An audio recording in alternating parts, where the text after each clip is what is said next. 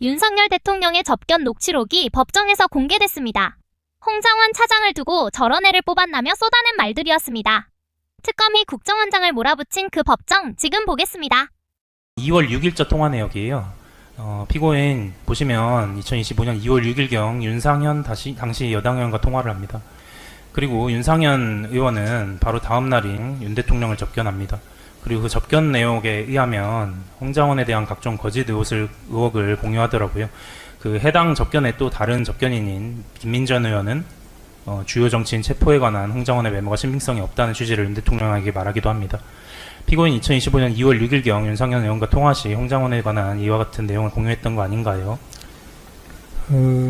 어떤 윤상현 의원이 홍장원 차장이 이런 좀 어떻게 생각하면 나쁜 일들을 하지 않았느냐.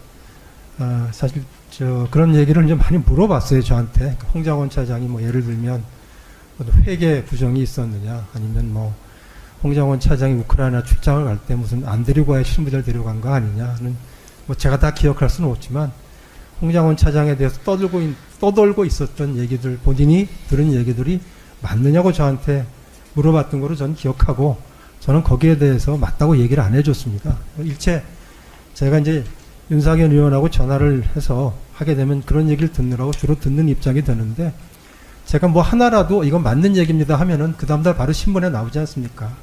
그렇게 할 수가 있는 입장이 아니기 때문에 제가 굉장히 조심하고 전화를 했다는 말씀드리고요. 유영원 의원은 제가 확실히 기억을 하기 때문에 명확하게 처음부터 진술을 했는데, 유영원 의원은 조선일보에 필방 담당하던 기자를 하다가 국회의원이 된 사람입니다. 그래서 우크라이나에 억류되어 있는, 지금도 억류되어 있습니다만은 북한군 포로 두 사람에 대한 얘기를 저한테 물어보고, 자기가 우크라이나에 방문해서 하여튼 그 사람들 구출하는 걸 하고 싶다고 해서 자기의 뜻과 국정원에서 협조해달라고 하는 얘기를 하느라고, 제 기억에는 도합 뭐 서너 차례는 전화를 했을 겁니다. 성일정 의원도 윤상현 의원과 비슷하게 본인이 궁금한 게 생기면 저한테, 제가 안보실장 할 때부터 전화해서 자꾸 확인하고 뭘 자꾸 물어보는 사람입니다. 물어보는 사람인데, 제 입장에서는 마찬가지로 2월 6일이면은 이미 홍장원 차장이 헌재 증언한 다음 아니겠습니까? 저는 13일 날인가 증언하러 나가게 돼 있고, 이런 상황에서 여당 의원의 입을 통해 가지고 맞든 틀리든 저를 출처로 한 얘기가 나오게 되면 굉장히 곤란하기 때문에 저로서는 굉장히 말을 아끼고 설명하지 않았다, 이렇게 말씀드릴 수 있습니다. 28항 여쭤보겠습니다.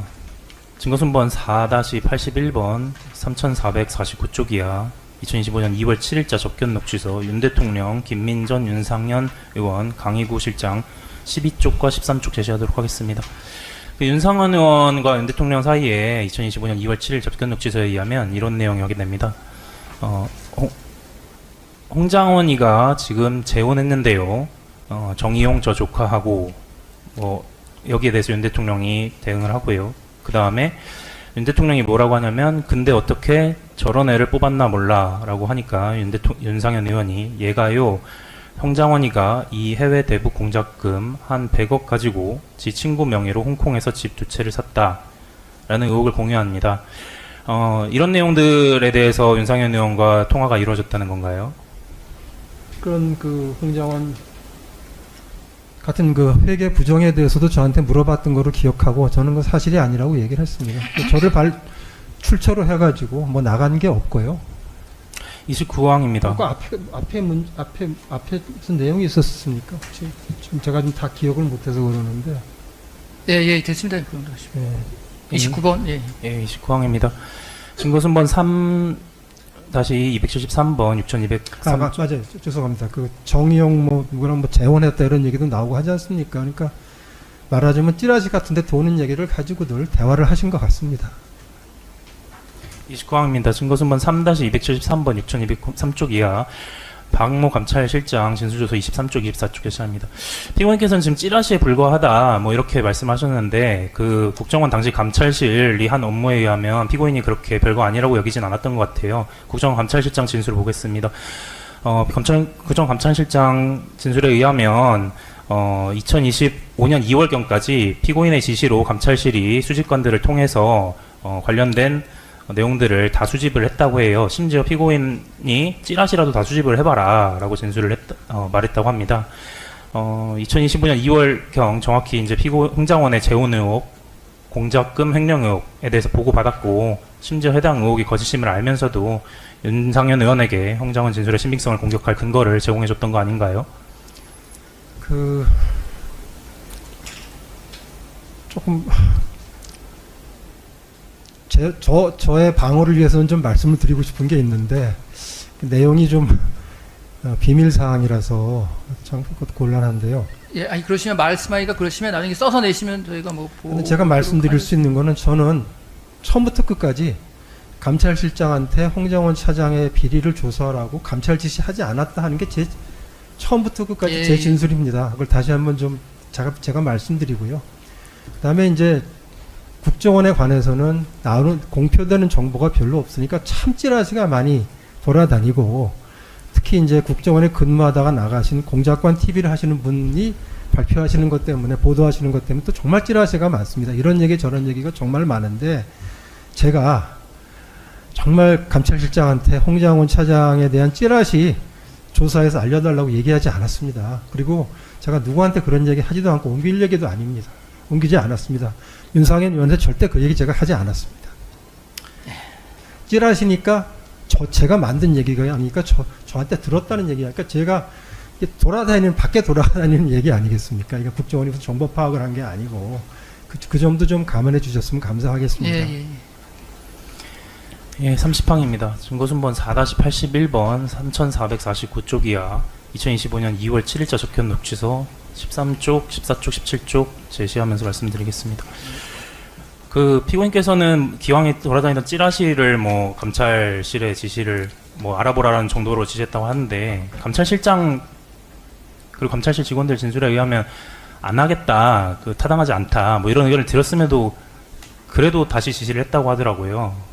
근데 별거 아니라고 생각을 하고 수집을 했던 게 맞아요? 감찰실장은 제가 진술조서를 보니까 제가 지시를 했다고 얘기했습니다. 근데 감찰실의 다른 어느 누구도 제가 지시했다는 얘기가 없고, 감찰실장을 통해서 지시가 내려가니까요. 감찰실장이 제 지시라고 공유했다는 사람이 한 사람이 있던데, 제가 준비하면서 보니까 그 사람 진술조서는 또 없어요. 감찰과장인데. 그래서 저로서는 참 그게 뭐 주장이 다른 건데, 하여튼 저는 제가 조사를 받으면서 처음에 저 질문이 나왔을 때 혹시 내가 지시한 게 있나 싶어가지고 잠깐 생각해 봤는데 아무리 생각해도 없는 겁니다. 그래서 그 알겠습니다. 진술조서 마지막에 제가 손으로 썼습니다. 제가 다시 아무리 생각해 봐도 저는 홍장원 차장에 대한 감찰 지시를 내린 바가 없습니다 하는 점을 기록에 남기겠습니다 하고 썼다는 점을 말씀드립니다. 그럼 추가 질문하겠습니다. 피고인께서는 그 감찰실장으로부터 찌라시 있는 내용 등을 보고받기 전에 홍장원에 대한 그 찌라시 내용 등을 알고 있었습니까? 아니 뭐 제가 찌라시를 보지 않으니까 알 수 없죠.